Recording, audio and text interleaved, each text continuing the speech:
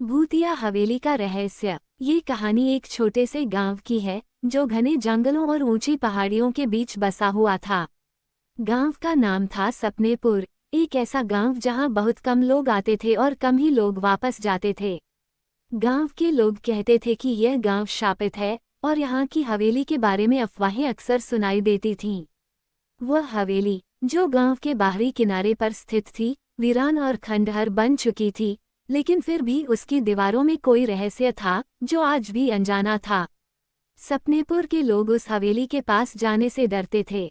वे कहते थे कि रात के समय हवेली से अजीब आवाजें आती थीं, जैसे किसी महिला का रोना, कभी कुछ टूटने की आवाजें, और कभी तो ऐसा लगता था जैसे हवेली में कोई रुक रुक कर चले। कहते थे कि हवेली के भीतर एक पुरानी दुल्हन की आत्मा बसी हुई थी, जिसे उसके पति ने धोखा दिया था और उस पर अत्याचार किया था। वह आत्मा अब भी उन अजनबियों को ढूंढती थी जो हवेली में रात बिताने की हिम्मत करते थे। लेकिन एक दिन गांव में एक नवविवाहित जोड़ा आया। उनका नाम था अरुण और रूहानी। दोनों एक दूसरे के प्रति गहरे प्रेम में थे और अपने नए जीवन की शुरुआत करने के लिए सपनेपुर आए थे। अरुण और रूहानी को सुनकर गांव के लोग उन्हें चेतावनी देते हुए कहते थे, ये जगह खतरनाक है, हवेली से दूर रहो। लेकिन अरुण और रूहानी ने इन बातों को हल्के में लिया और उन्होंने तय किया कि वे हवेली में रात बिताएंगे। उनका मानना था कि यह केवल एक कहानी है और वे इसके पीछे कुछ वास्तविकता नहीं देखते थे। रात का समय था। हवेली की दीवारों पर चांद की मध्यम रोशनी पड़ रही थी और हवेली के दरवाजे की खिड़कियां खोली हुई थीं, जैसे कोई इनसे बाहर झांक रहा हो।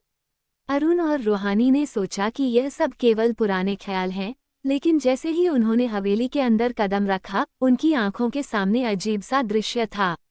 हवेली के अंदर किसी ने सफाई नहीं की थी और दीवारों पर हल्की सी धूल जमी हुई थी। लेकिन एक बात थी जो उन्हें और डराने वाली थी, हवेली के अंदर बहुत सर्दी थी, जैसे कोई बर्फ की ठंडक हो।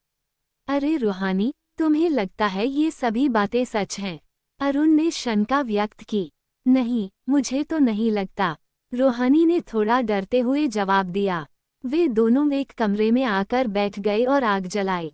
जैसे ही आग की लपटें जलने लगी, एक अजीब सी गूंज सुनाई दी। यह आवाज कमरे के अंदर से नहीं, बल्कि हवेली के बाहर से आ रही थी। यह एक धीमी, दुखी आवाज थी, जैसे कोई महिला रो रही हो। रूहानी ने कांपते हुए कहा, क्या तुम ये सुन रहे हो?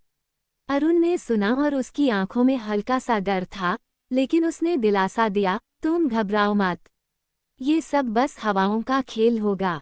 लेकिन तभी अचानक हवेली का दरवाजा जोर से बंद हो गया।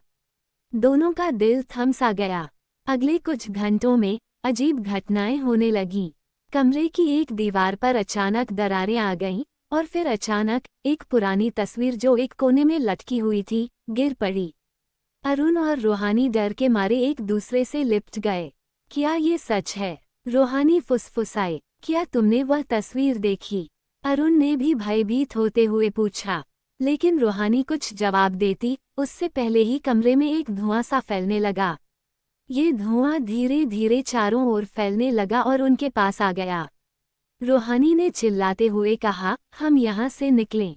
अब मुझे ये जगह बिल्कुल नहीं चाहिए। अरुण ने कमरे का दरवाजा खोला, लेकिन बाहर का दृश्य देखकर वह पूरी तरह से हैरान रह गया। वहाँ कोई रास्ता नहीं था। हवेली के बाहर, जहाँ दिन में पेड़ और जंगल दिखते थे, अब कुछ भी नहीं था। जैसे समय और स्थान दोनों ही गायब हो गए हों। चारों ओर सिर्फ काली और घनी रात थी। अरुण और रूहानी को समझ में नहीं आया कि अब क्या करें। तभी एक और आवाज आई। यह आवाज धीरे धीरे उनके पास आ रही थी, जैसे कोई उनके पास आकर उनके कान में कुछ फुसफुसा रहा हो। तुम नहीं बच सकते। यह आवाज अजनबी थी, लेकिन बहुत ही स्पष्ट थी। अगले दिन जब दोनों ने हवेली के बारे में और जानकारी जुटाने की कोशिश की, तो एक बुजुर्ग महिला ने उन्हें बताया कि यह हवेली पहले एक बड़े और सम्मानित परिवार की थी।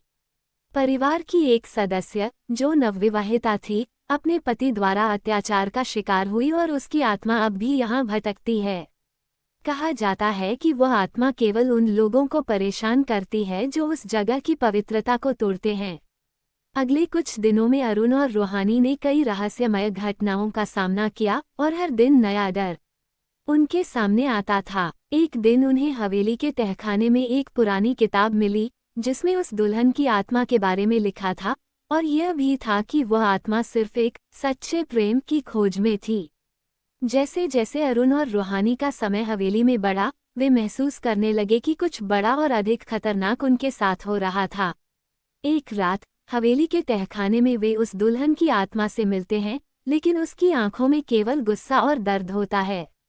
वह आत्मा उन्हें चेतावनी देती है कि यदि वे सच्चे प्रेम का वचन नहीं निभाएंगे तो वे भी हवेली के अंधेरे में खो जाएंगे। ये कहानी इस मोड़ पर पहुंचने के बाद धीरे धीरे और भी रहस्यमय मोड़ों में बदल जाती है और अंत में हमें पता चलता है कि जो घटनाएं अरुण और रूहानी के साथ हो रही थीं, वे केवल शुरुआत थीं और असली रहस्य अब सामने आ रहा था।